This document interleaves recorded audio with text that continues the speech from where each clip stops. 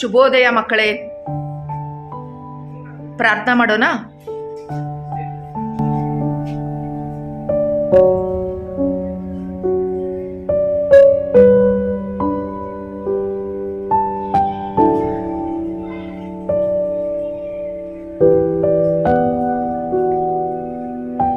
ಕೂತ್ಕೊಳ್ರಿ.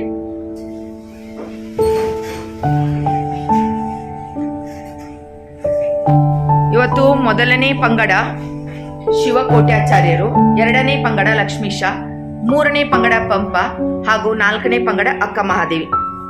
ಹೌದಲ್ಲ ವಿದ್ಯಾರ್ಥಿಗಳೇ? ಸರಿ, ನಾವು ಇಂದು ಹಲಗಲಿ ಬೇಡರು ಪದ್ಯವನ್ನ ರಾಗವಾಗಿ ಹಾಡೋಣ ಅಥವಾ ಮೊದಲು ರಸಪ್ರಶ್ನೆಯನ್ನ ಮಾಡೋಣ? ಪದ್ಯವನ್ನ ಹಾಡೋಣ. ಸರಿ, ಹಾಗಾದ್ರೆ ಕಲ್ತ್ಕೊಂಡ್ ಬಂದಿರಾ ನೀವು? ಸರಿ, ಪ್ರಾರಂಭ ಮಾಡೋಣ. ಕೊಡಲೆ ಕೋರೆ ಕುಡ ಕಬ್ಬಿನ ಅಲ್ಲಿಂದ ಹಿಡಿದು ಹಾಡಿದನೆನ್ನ ಜನಕ. ಸರಿನಾ? ಪ್ರಾರಂಭಿಸೋಣ. ಹೆಸರೇನ್ಮ ನಿಂದು? ಖುಷಿ. ಖುಷಿ, ಇವಾಗ ನೀವು ಹಾಡುವಾಗ ಅವಳು ಹಿನ್ನೆಲೆ ಸಂಗೀತವನ್ನ ಬಾರಿಸ್ತಾಳೆ. ಚಪ್ಪಾಳೆ ಬರಲಿ ಜೋರಾಗಿ.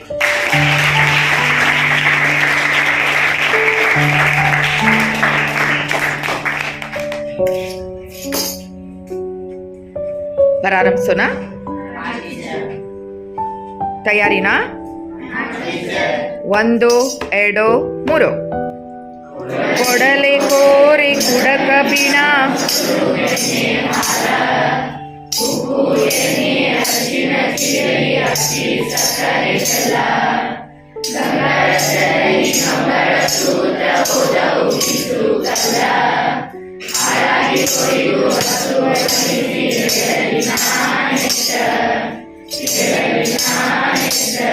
ಇನ್ನೊಮ್ಮೆ ಅದನ್ನೇ ಹಾಡೋಣ. ಕೊಡಲೆ ಕೋರೆ ಕುಡ ಕಬ್ಬಿಣ ಮೊಸರು ಬೆಣ್ಣೆ ಹಾಲ ಉಪ್ಪು ಬೆಣ್ಣೆ ಅರಿಶಿನ ಜೀರಗಿ ಅಕ್ಕಿ ಸಕ್ಕರೆ ಬೆಲ್ಲ ಗಂಗಳ ಚರಗಿ ಬೆಣ್ಣೆ ಹಾಳಾಗಿ ಹೋಯ್ತು ಹೇಳಲಿ ನಾನಿಷ್ಟ. ಸಿಕ್ಕಿದ್ದು ತಗೊಂಡು ಸರದ ನಿಂತ್ರು ಊರಿಗೆ ಕೊಳ್ಳಿ ಕೊಟ್ಟ.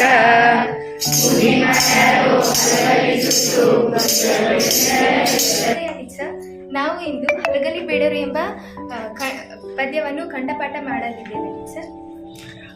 ರಾಗವಾಗಿ ಹಾಡುತ್ತೇವೆ. ಕೊಡಲಿ ಕೋರೆ ಕುಡ ಕಬ್ಬಿನ ಮೊಸರು ಬೆಣ್ಣೆ ಹಾಲ ಉಪ್ಪು ಎಣ್ಣೆ ಅರಿಶಿನ ಜೀರಗಿ ಅಕ್ಕಿ ಸಕ್ಕರೆ ಬೆಲ್ಲ ಉಪ್ಪು ಎಣ್ಣೆ ಅರಿಶಿನ ಜೀರಗಿ ಅಕ್ಕಿ ಸಕ್ಕರೆ ಬೆಲ್ಲ ಗಂಗಳ ಸರಗಿ ಮಂಗಳ ಸೂತ್ರ ಹೋದವು ಬೀಸು ಕಲ್ಲ ಹಾಳಾಗಿ ಹೋಯಿತು ಅದು ವರ್ಣಿಸಿ ಹೇಳಲಿ ನಾನಿಷ್ಟ ಹೇಳಲಿ ನಾನಿಷ್ಟ. ಸಿಕ್ಕದು ತಗೊಂಡು ಸರದ ನಿಂತರು ಊರಿಗೆ ಕೊಳ್ಳಿ ಕೊಟ್ಟ. ಬೂದಿ ಮಾಡ್ಯಾರೋ ಹಲಗಲಿ ಸುಟ್ಟು ಗುಟ್ಟುಳಿಯಲಿಲ್ಲ ಹೇಳಷ್ಟು ಕಾಣದೆ ಹೋಯಿತು ಕೆಟ್ಟು ವರ್ಣಿಸಿ ಹೇಳಿದೆ ಕಂಡಷ್ಟು. ಕುಂದು ಕೋಟಿ ಕಲ್ಮಿಷನ ಜಯದಿಂದ ಹಾಡಿದೆ ನನ್ನ ಜನಕ ಜಯದಿಂದ ಹಾಡಿದೆ ನನ್ನ ಜನಕ. ಹೊತ್ತ ಬಂದಿದ್ದು ಮತ್ತ ನೋಡಿರಿ ಕತ್ತಿ ಹಿಡಿಯುವ ಜನಕ. ಸುಟಿನ ಮಂದಿ ಹಲಗಲಿ ಬಂಟರು ಮುಟ್ಟಲಿಲ್ಲೋ ದಡಕ ಮುಟ್ಟಲಿಲ್ಲೋ ದಡಕ ಮುಟ್ಟಲಿಲ್ಲೋ ದಡಕ.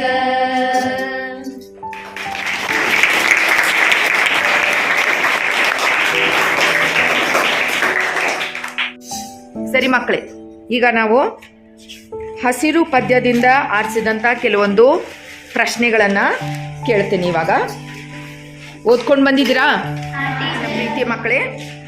ನಾನಿವಾಗ ಯುದ್ಧ ಮತ್ತು ಶಬರಿ ಪಾಠದಿಂದ ಆರಿಸಿದಂಥ ವಾಕ್ಯದಲ್ಲಿ ಉತ್ತರಿಸಿರಿ ಪ್ರಶ್ನೆಗಳನ್ನು ಕೇಳ್ತೀನಿ. ಪ್ರಿಯ ಮಕ್ಕಳೇ, ನಾನು ನಿಮಗೆ ಮನೆಗೆಲಸ ಕೊಟ್ಟಿದ್ದು ಯಾವುದು? ಯುದ್ಧ ಪಾಠ ಅಲ್ವಾ? ಯುದ್ಧ ಹಾಗೂ ಶಬರಿ. ಅದರಿಂದ ಆರಿಸಿದಂತಹ ಒಂದು ವಾಕ್ಯದ ಪ್ರಶ್ನೆಗಳನ್ನು ಕೇಳೋಣ ಅಥವಾ ಕವಿಕೃತಿ ಪರಿಚಯದಿಂದ ಕೇಳೋಣ? ಸರಿ, ಮೊದಲನೇದಾಗಿ ಶಿವಕೋಟ್ಯಾಚಾರ್ಯರು ಎಂಬ ತಂಡಕ್ಕೆ ಪ್ರಶ್ನೆಗಳನ್ನು ಕೇಳ್ತೀನಿ. ಮೊದಲನೇದಾಗಿ ನೀವು ಕೈಯನ್ನು ಎತ್ತಬೇಕು. ಮೊದಲನೇ ರೂಲ್ಸು, ಈ ರೂಲ್ಸಲ್ಲಿ ಏನು, ಈ ನಿಯಮದಲ್ಲಿ ಕೈಯನ್ನು ನೀವು ಎತ್ತಬೇಕು. ಯುದ್ಧ ಪಾಠವನ್ನು ಬರೆದಂತಹ ಲೇಖಕರ ಹೆಸರು. ಮೊದಲನೇ ಪಾಠ ಯುದ್ಧ ಅಲ್ವಾ? ಈ ಸುಂದರವಾದ ಯುದ್ಧ ಪಾಠವನ್ನ ಬರೆದವರು ಯಾರು? ಹೇಳಮ್ಮ. ಸಾರಾ ಅಬೂಬಕರ್. ಚಪ್ಪಾಳೆ.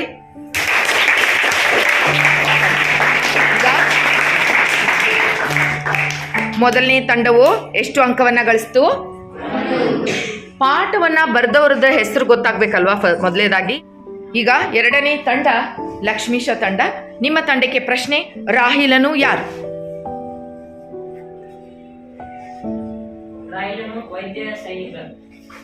ಹೌದಾ, ಸರಿನಾ? ಒಂದು ವಾಕ್ಯದ ಪ್ರಶ್ನೆಯನ್ನು ಕೇಳಿದಾಗ ನೀವು ಸಂಪೂರ್ಣವಾಗಿ ಉತ್ತರವನ್ನ ಉತ್ತರಿಸಬೇಕು. ಚಪ್ಪಾಳೆ. ಮೂರನೇ ತಂಡಕ್ಕೆ ಅದೇ ರೀತಿ ಪ್ರಶ್ನೆ, ಪಂಪ ತಂಡದಿಂದ. ರಾಹಿಲನು ತುರ್ತು ಪರಿಸ್ಥಿತಿಯಲ್ಲಿ ನಿರ್ವಹಣೆಗೆ ಭದ್ರವಾಗಿ ಹಿಡಿದುಕೊಂಡಿದ್ದು ಏನು?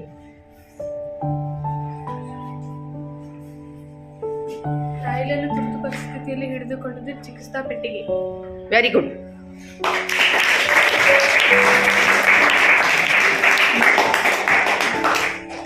ಇನ್ನು ಕೊನೆಯ ತಂಡ ಅಕ್ಕ ಮಹಾದೇವಿ ತಂಡ. ಅಕ್ಕ ಮಹಾದೇವರಿಗೆ ಪ್ರಶ್ನೆ ಹೀಗಿದೆ, ಗಡಿ ಪ್ರದೇಶಗಳಲ್ಲಿ ಬ್ಲ್ಯಾಕ್ಔಟ್ ನಿಯಮವನ್ನು ಏತಕ್ಕಾಗಿ ಪಾಲಿಸಲಾಗುತ್ತದೆ? ಗಡಿ ಪ್ರದೇಶಗಳಲ್ಲಿ ವಿಮಾನದ ದಾಳಿಯಿಂದ ರಕ್ಷಿಸಿಕೊಳ್ಳಲು ಬ್ಲ್ಯಾಕ್ಔಟ್ ನಿಯಮವನ್ನು ಪಾಲಿಸಲಾಗುತ್ತದೆ. ಮತ್ತೊಮ್ಮೆ. ಗಡಿ ಪ್ರದೇಶಗಳಲ್ಲಿ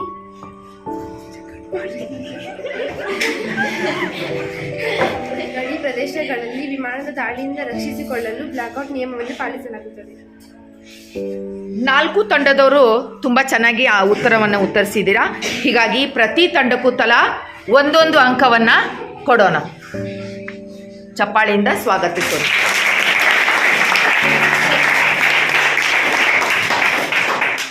ಈಗ ಮತ್ತೆ ಮರಳಿ ಶಿವಕೋಟ್ಯಾಚಾರ್ಯರ ಒಂದು ಗುಂಪಿಗೆ ಪ್ರಶ್ನೆ ಹೀಗಿದೆ. ಈ ಪ್ರಶ್ನೆಯ ನಿಯಮವು ಹೀಗಿದೆ ಎಂದರೆ ಯಾರೂ ಕೂಡ ಕೈಯನ್ನು ಎತ್ತಬಾರದು. ಹಾಗೆ ಎತ್ತಿದ್ರೆ ಅವರು ಅಂಕವು ಕಳೆದುಕೊಳ್ಳುತ್ತಾರೆ. ರಾಹಿಲನು ಮುದುಕಿಯ ಎದುರಿಗೆ ನುಡಿದ ಗಂಭೀರವಾದ ಮಾತು ಯಾವುದು?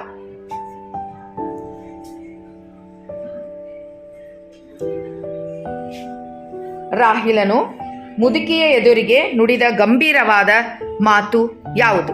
ಭಾಗ್ಯ.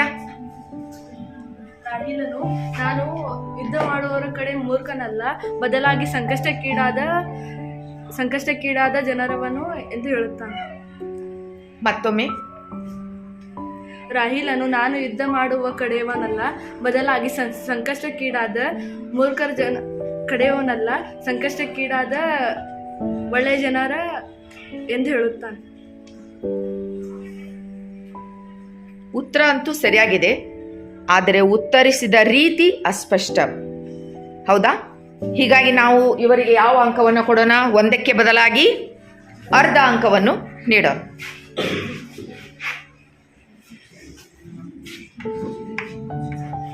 ಸರಿ, ಎರಡನೇ ತಂಡದ ಉತ್ತರ. ಯುದ್ಧದ ಬಗೆಗೆ ಮುದುಕಿ ಏನೆಂದು ಗೊಣಗಿಕೊಂಡು ಬಾಗಿಲು ತೆರೆದಳು. ಎಲ್ಲರಿಗೂ ದೇಶಕ್ಕೆ ಮತ್ತು ಮನುಷ್ಯರಿಗೆ ಹಾನಿ ಉಂಟು ಮಾಡುವುದೆಂದು ಮುದುಕಿಯು ಗೊಣಗುತ್ತಾ ಬಾಗಿಲನ್ನು ತೆರೆದಳು. ಯಾವುದು ಹಾನಿ ಮಾಡುತ್ತೆ? ಯುದ್ಧ. ಅದನ್ನು ಸರಿಯಾಗಿ ಹೇಳ್ಬೇಕಲ್ವಾ? ನಿಜನಾ? ಹೀಗಾಗಿ ಈ ಉತ್ತರವು ಕೂಡ ಸರಿಯಾದ ರೀತಿಯಲ್ಲಿ ಬರದೇ ಇದ್ದ ಕಾರಣ ಈ ತಂಡಕ್ಕೂ ಕೂಡ ಎಷ್ಟು ಅಂಕಗಳನ್ನು ನೀಡೋಣ?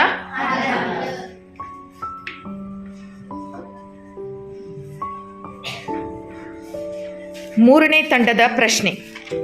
ಈಗಾಗಲೇ ಮೊದಲನೇ ಪಾಠ ಮುಕ್ತಾಯವಾಯಿತು. ಈಗ ಶಬರಿ ಪಾಠಕ್ಕೆ ಹೋಗೋಣ. ಒಂದು ವಾಕ್ಯದ ಉತ್ತರಕ್ಕೆ. ಶ್ರೀರಾಮನ ತಂದೆಯ ಹೆಸರೇನು? ಶ್ರೀರಾಮನ ತಂದೆ ಹೆಸರೇನು? ಅವಳು ಕೈ ಎತ್ತಿಬಿಟ್ಲು. ಹೀಗಾಗಿ ತಂಡಕ್ಕೆ ಎಷ್ಟು ಅಂಕಗಳು? ಯಾವುದೇ ಅಂಕೆಗಳು ಇಲ್ಲ, 0. ಸರಿನಾ? ಇದೇ ಪ್ರಶ್ನೆ ಮುಂದಿನ ತಂಡಕ್ಕೆ ವರ್ಗಾಯಿಸಲಾಗುತ್ತದೆ. ಇವಳು ಕೂಡ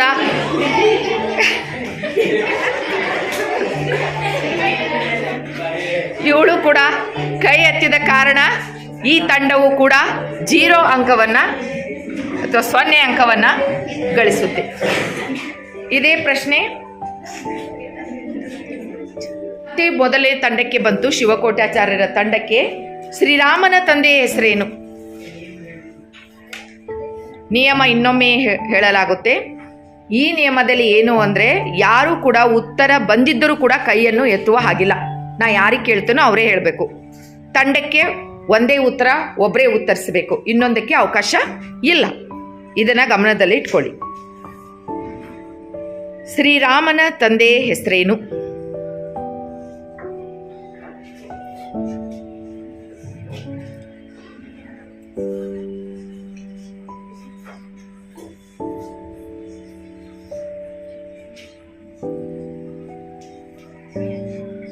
ನಮ್ಮ ಹಿಂದೂ ಧರ್ಮದ ಮಹಾಕಾವ್ಯ 2, ರಾಮಾಯಣ ಮತ್ತು ಮಹಾಭಾರತ.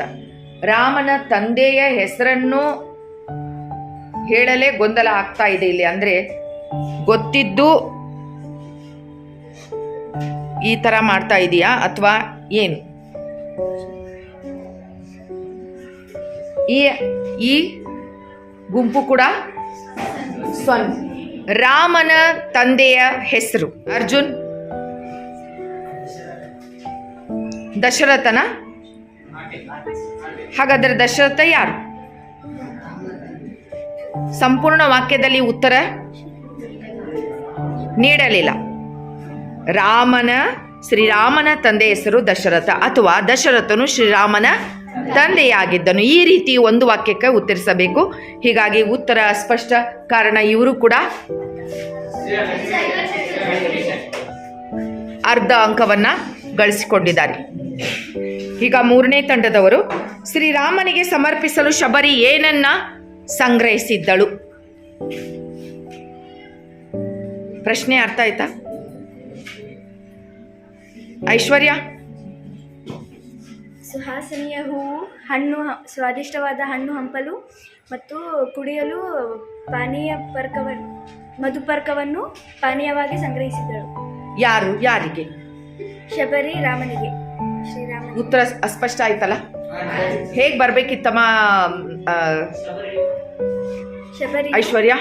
ಶಬರಿಯು ಶ್ರೀರಾಮನಿಗೆ ಸುಹಾಸನೆಯ ಹೂವು, ಸ್ವಾದಿಷ್ಟವಾದ ಹಣ್ಣು ಹಂಪಲುಗಳು, ಕುಡಿಯಲು ಮಧುಪರ್ಕ ಎಂಬ ಪಾನೀಯವನ್ನು ಸಂಗ್ರಹಿಸಿದ್ದಳು. ಹೀಗಾಗಿ ಈ ತಂಡಕ್ಕೂ ಕೂಡ ಎಷ್ಟು ಅಂಕ? ಕೊನೆಯ ತಂಡಕ್ಕೆ, ಮತಂಗಾಶ್ರಮದಲ್ಲಿ ವಾಸವಿದ್ದ ತಪಸ್ವಿನಿ ಯಾರು? ಮತಂಗಾಶ್ರಮದಲ್ಲಿ ವಾಸವಿದ್ದ ತಪಸ್ವಿನಿ ಯಾರು?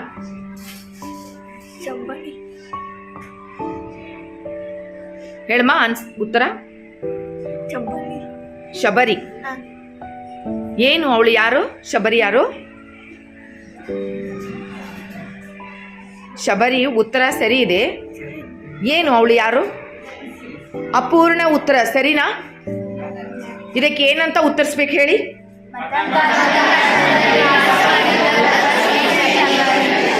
ಶಬರಿ. ಇವರು ಕೂಡ ಅರ್ಧ ಅಂಕವನ್ನ ಗಳಿಸಿದರು. ಮತ್ತೆ ಮರಳಿ ಗೂಡಿಗೆ ಅನ್ನೋ ಹಾಗೆ ಶಿವಕೋಟ್ಯಾಚಾರ್ಯರ ಹತ್ರ ಬರೋಣ. ರಾಮ ಲಕ್ಷ್ಮಣರಿಗೆ ಮತಂಗಾಶ್ರಮಕ್ಕೆ ಹೋಗಲು ಸೂಚಿಸಿದವರು ಯಾರು? ಈ ಒಂದು ನಾಲ್ಕನೇ ಸುತ್ತಿಗೆ ನಿಯಮವು ಬದಲಾಯಿಸಲಾಗುವುದು. ಈ ಸುತ್ತಿನಲ್ಲಿ ತಲಾ ಇಬ್ಬರು ಕೈ ಎತ್ತಬಹುದು. ಒಬ್ಬರು ತಪ್ಪಾದ ಪಕ್ಷದಲ್ಲಿ ಇನ್ನೊಬ್ಬರು ಉತ್ತರಿಸಬಹುದು. ಇದನ್ನ ಗಮನದಲ್ಲಿ ಇಟ್ಕೊಳ್ಳಿ. ಕೈ ಎತ್ತಬಹುದು, ಒಬ್ಬರ ಬದಲಾಗಿ ಇಬ್ಬರು ಉತ್ತರವನ್ನ ನೀಡಬಹುದು. ಇಬ್ಬರೂ ತಪ್ಪಾಗಿ ಹೇಳಿದ ಪಕ್ಷದಲ್ಲಿ ಆ ಗುಂಪು 0 ಗಳಿಸುತ್ತೆ. ನೆನ್ಪಿಡಿ. ಪ್ರಶ್ನೆ: ರಾಮಲಕ್ಷ್ಮಣರಿಗೆ ಮತಂಗಾಶ್ರಮಕ್ಕೆ ಹೋಗಲು ಸೂಚಿಸಿದವರು ಯಾರು? ರಾಮಲಕ್ಷ್ಮಣರಿಗೆ ಮತಂಗಾಶ್ರಮಕ್ಕೆ ಹೋಗಲು ಸೂಚಿಸಿದವರು ಧನು ಮಹರ್ಷಿ. ಸರಿನಾ? ಎಲ್ರಿಗೂ ಕೇಳ್ತಾ? ಇನ್ನೊಮ್ಮೆ ಹೇಳಮ್ಮ. ರಾಮ ಲಕ್ಷ್ಮಣರಿಗೆ ಮತಂಗಾಶ್ರಮಕ್ಕೆ ಹೋಗಲು ಸೂಚಿಸಿದವರು ಧನು ಮಹರ್ಷಿ. ಚಪ್ಪಾಳೆ.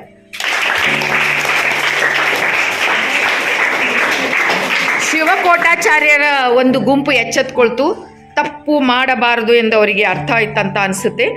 2ನೇ ತಂಡಕ್ಕೆ ಪ್ರಶ್ನೆ: ಶಬರಿ ಗೀತ ನಾಟಕದ ಕರ್ತೃ ಯಾರು?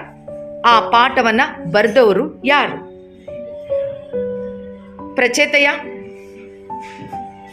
ಶಬರಿ ಕೃತ್ಯಕ್ಕೆ ನಾಟಕದ ಕರ್ತು ಪುತಿ ನರಸಿಂಹಾಚಾರ್ಯ. ಮತ್ತೆ ಇನ್ನೊಬ್ರು ಕೂಡ ಉತ್ತರಿಸಬಹುದು ಸರಿಯಾಗಿ. ಹೇಳಮ್ಮ. ಶಬರಿ ಗೀತನಾಟ್ಯದ ಕರ್ತು ನರಸಿಂಹಾಚಾರ್ಯರು. ಪೂತಿ ಚಾರ್ಯರು ಸರಿಯಾಗಿ. ಈಗ ಕವಿಕೃತಿ ಪರಿಚಯದಿಂದ ನಾನು ಕೆಲ ಪ್ರಶ್ನೆಗಳನ್ನ ಕೇಳ್ತೇನೆ. ಸಾರಾ ಅಬುಬಕರ್ ಇವರ ಹುಟ್ಟಿದ ಸ್ಥಳವನ್ನ ಹೆಸರಿಸಿ. ಸಾರಾ ಅಬುಬಕರ್.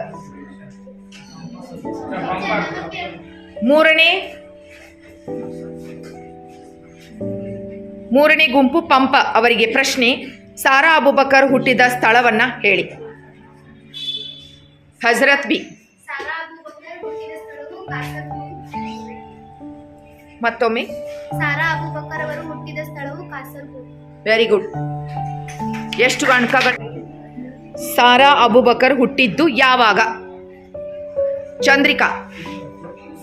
ಸಾರಾ ಅಬುಬಕರ್ ಅವರು ಹುಟ್ಟಿದ್ದು ಜೂನ್ 30, 1936ರಂದು ಜನಿಸಿದರು. ಸರಿನಾ? ಮತ್ತೊಮ್ಮೆ ನೀ ಹೇಳ್ತೀಮಾ? ಹೇಳು.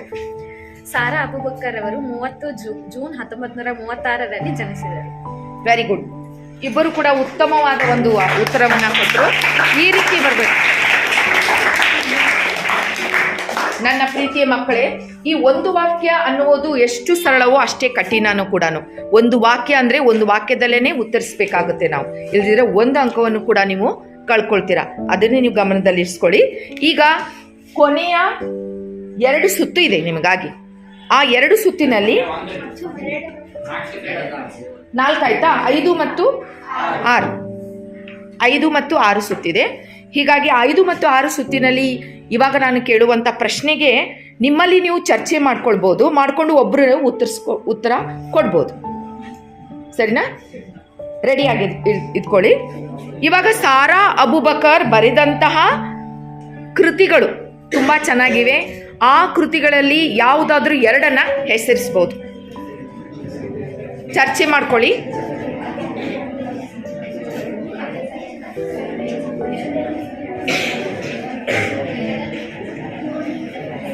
ಹೇಳಮ್ಮ. ಚಪ್ಪಲಿಗಳು, ಅರ್ಧರಾತ್ರಿಯಲ್ಲಿ ಹುಟ್ಟಿದ ಕೂಸು, ಕೆಡ್ಡ ಪಯಣ. ನಾನು 2 ಕೇಳಿದೆ, ಅವಳು 4 ಉತ್ತರ ಕೊಟ್ಲು. ಚಪ್ಪಾಳೆ. ಆದರೆ ಸಂಪೂರ್ಣ ವಾಕ್ಯ ಬರಲಿಲ್ಲ. ಗಮನಿಸಿದ್ರಾ? ಇದಕ್ಕೆ ಎಷ್ಟು ಕೊಡೋಣ ಅಂಕ? ಮುಂದಿನ ಪ್ರಶ್ನೆ. ಯುದ್ಧ ಎಂಬ ಪಾಠ ಯಾವ ಒಂದು ಕೃತಿಯಿಂದ ಆರಿಸಿಕೊಳ್ಳಲಾಗಿದೆ? ಆಕರ ಗ್ರಂಥದ ಹೆಸರನ್ನ ತಿಳಿಸಿ. ನಿಮ್ಮಲ್ಲಿ ಚರ್ಚೆ ಮಾಡ್ಕೊಳ್ಳಿ.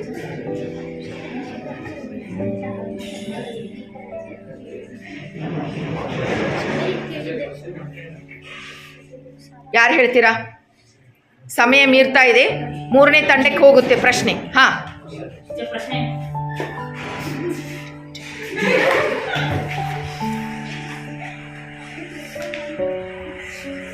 ಯುದ್ಧ ಪಾಠವನ್ನು ಆರಿಸಿಕೊಂಡಂತಹ ಆಕರ ಗ್ರಂಥದ ಹೆಸರು. ಯುದ್ಧ ಪಾಠದ ಆರಿಸಿಕೊಂಡ ಆಕರ ಗ್ರಂಥ ಚಪ್ಪಲಿಗಳು.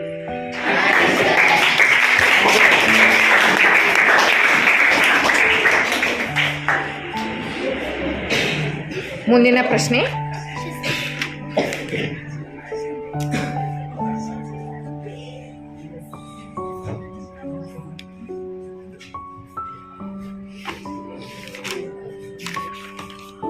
ಈಗ ಶಬರಿ ಪಾಠಕ್ಕೆ ಹೋಗೋಣ. ಶಬರಿ ಪಾಠದ ಕರ್ತೃ ಪೂತಿ ನರಸಿಂಹಾಚಾರ್ಯರು. ಹೌದಾ? ಸರಿ. ಪೂತಿ ನರಸಿಂಹಾಚಾರ್ಯರ ಪೂರ್ಣ ಹೆಸರನ್ನ ಯಾರು ಹೇಳ್ತೀರಾ? ಚರ್ಚೆ ಮಾಡ್ಕೊಳ್ಳಿ.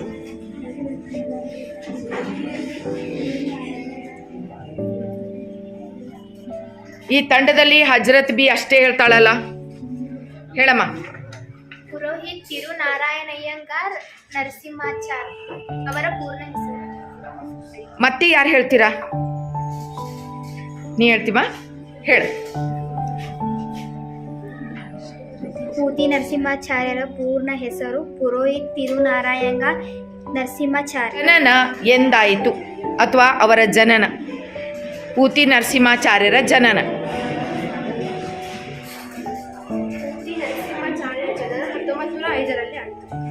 ಪೂತಿ ನರಸಿಂಹಾಚಾರ್ಯರ ಜನನ 1905ರಲ್ಲಿ ಆಯಿತು.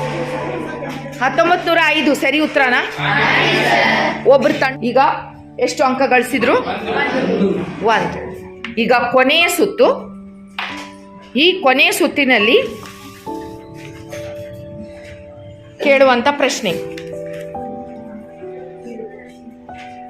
ಪೂತಿ ನರಸಿಂಹಾಚಾರ್ಯರು ಪೂತಿನ ಅವರು ಬರೆದಂಥ ಕೃತಿಗಳಲ್ಲಿ ಯಾವುದಾದ್ರೂ 2 ಉತ್ತರಿಸಿ.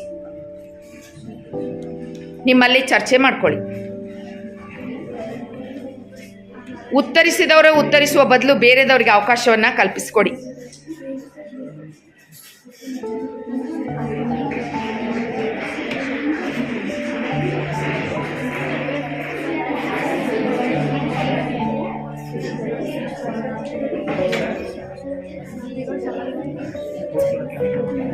ಸಮಯ ಮೀರ್ತಾ ಇದೆ, ಬೇರೆ ತಂಡದವರಿಗೆ ಕೊಡೋಣ.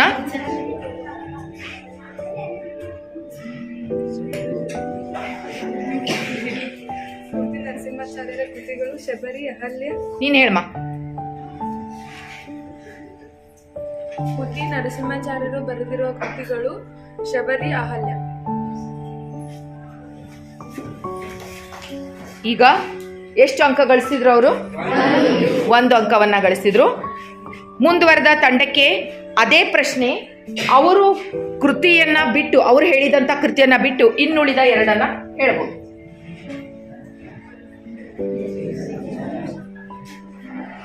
ನಿಮ್ಮಲ್ಲಿ ಚರ್ಚೆ ಮಾಡ್ಕೊಳ್ಳಿ.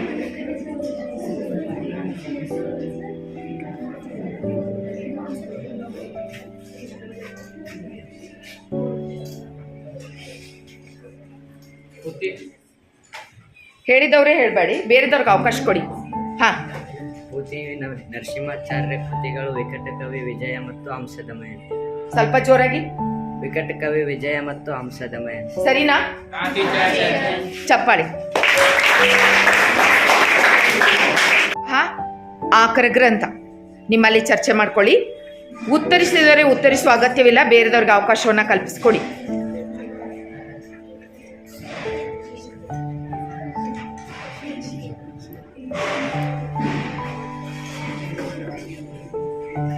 ಶಬರಿ ಪಾಠದ ಆಕರ ಗ್ರಂಥ ಏಕಾಂಕ ನಾಟಕ. ಮತ್ತೊಮ್ಮೆ.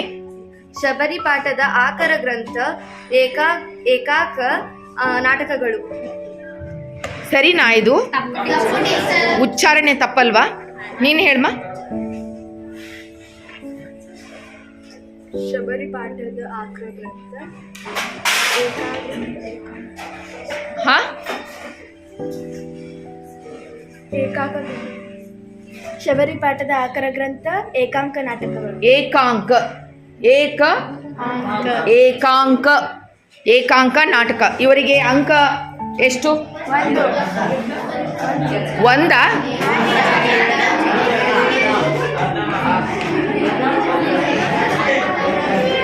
ಕನ್ನಡದ ಉಚ್ಚಾರಣೆ ತಪ್ಪಾದ ಕಾರಣ ಅವರಿಗೆ 1ಕ್ಕೆ ಬದಲಾಗಿ ಅರ್ಧ ಅಂಕ. ಇನ್ನು ಕೊನೆಯ ತಂಡ, ಕೊನೆಯ ಸುತ್ತಿನ ಕೊನೆಯ ತಂಡಕ್ಕೆ ಕೊನೆಯ ಪ್ರಶ್ನೆ.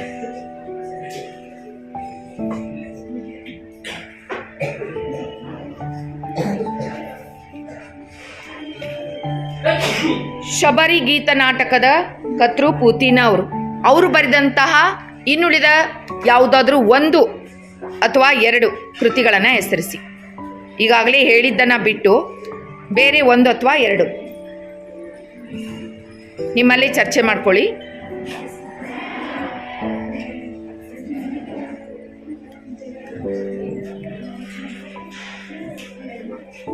ಅಕ್ಷರ. ನರಸಿಂಹಾಚಾರ್ಯರು ಬರೆದ ಕೃತಿ ರಸ ಸರಸ್ವತಿ. ಮತ್ತೆ ಹಣತೆ. ಈಗಾಗಲೇ ಹಣತೆ ಹೇಳಿದಾರ ಕಾಣುತ್ತಲ್ಲ? ಹೇಳಿದ್ರಾ? ಇಲ್ಲ. ವೆರಿ ಗುಡ್, ಚಪ್ಪಾಳೆ.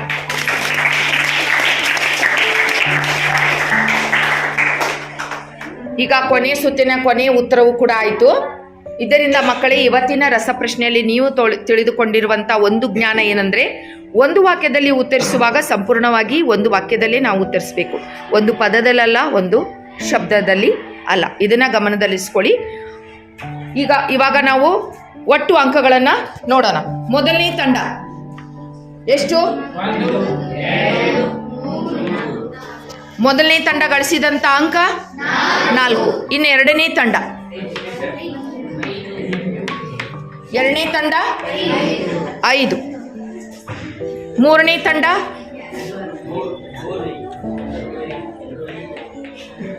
3.5. 1 2 3 ಮುಂದೆ 1 2 3 4 4.5. ಯಾರು ಗೆದ್ದಾಗಾಯ್ತು? ಲಕ್ಷ್ಮೀಶ ತಂಡ, ವಿಚೇತ ತಂಡ. ಜೋರಾಗಿ ಚಪ್ಪಾಳೆ ಬರ್ರಿ.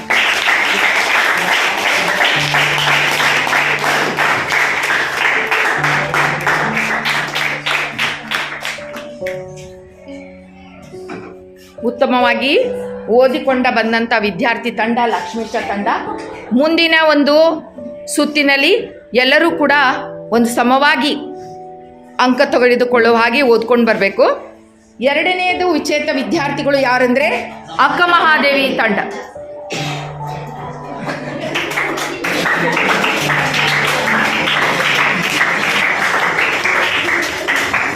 ಅಕ್ಕ ಮಹಾದೇವಿ ತಂಡದವರು ಎಷ್ಟು ಗಳಿಸಿದ್ದಾರೆ? 4.5. ಅರ್ಧ ಅಂಕದಲ್ಲಿ ಇವರು ಪ್ರಥಮ ಬಂದರು, ಅವರು ದ್ವಿತೀಯ ಬಂದರು. ಇನ್ನು ಮೂರನೆಯದು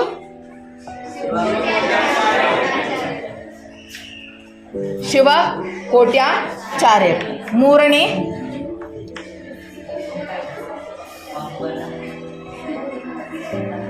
ಮೂರನೇ ಸ್ಥಾನದಲ್ಲಿ ವಿಚೇತರಾದವರು ಶಿವ ಕೋಟ್ಯಾಚಾರ್ಯರು. ಎರಡನೇ ತಂಡದವರು ಎದ್ದು ನಿಂತ್ಕೊಳ್ಳಿ. ಅಕ್ಕ ಮಹಾದೇವಿ ತಂಡದವ್ರಿಗೆ ಚಪ್ಪಾಳೆ. ಮೂರನೇ ತಂಡದವರು ಶಿವ ಕೋಟ್ಯಾಚಾರ್ಯರು. ಮೂರನೇ ತಂಡದವರು ಎದ್ದು ನಿಂತ್ಕೊಳ್ಳಿ.